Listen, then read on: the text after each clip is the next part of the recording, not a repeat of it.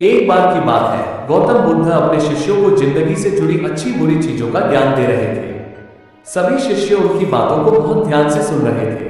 उन सभी में एक शिष्य ऐसा था जिसे प्रश्न पूछने की बहुत आदत थी। वो उठकर गौतम बुद्ध के पास गया और उनसे बोला, आप हमें जिंदगी के बारे में जो कुछ सिखा रहे हैं उस सब का क्या फायदा, क्योंकि हम में से बहुत से बच्चों को ये भी नहीं पता कि हमारे जीवन का मूल्य क्या है और ये जीवन हमारे लिए कितना कीमती है।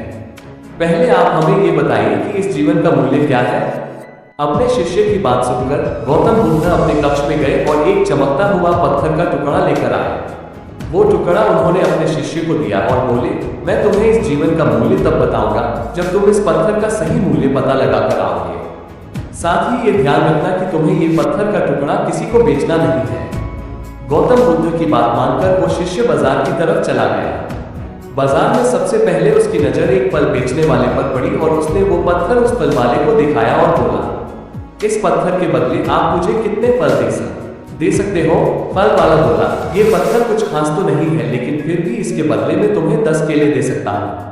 वो शिष्य उस पत्थर को लेकर आगे चला गया। फिर उसे एक सब्जी वाला मिला। शिष्य ने उस सब्जी वाले से उस पत्थर की कीमत पूछी।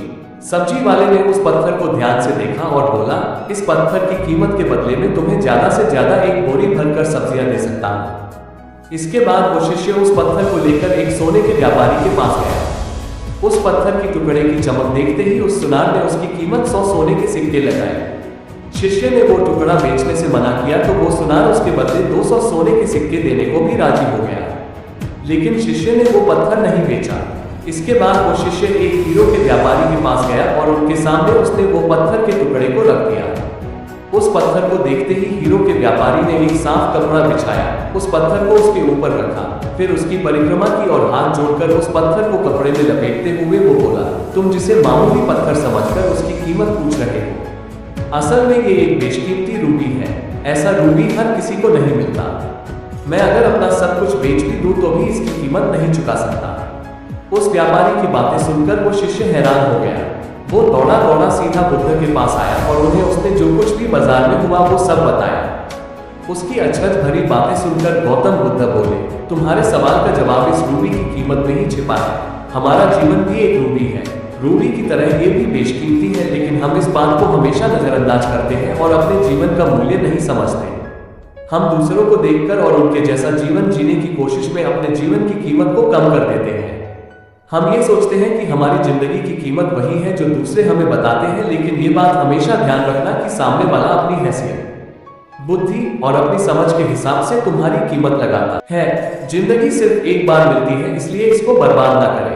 अपनी जिंदगी को उतना ही कीमती समझें जितना कीमती आप अपने बैंक में रखे रुपयों को समझते हैं। आज के समय में लोग अपनी जिंदगी से ज्यादा कीमती प्यार, पैसों और दिखावे से भरी चीजों को समझते हैं। प्यार के चक्कर में लोग सुसाइड कर लेते हैं।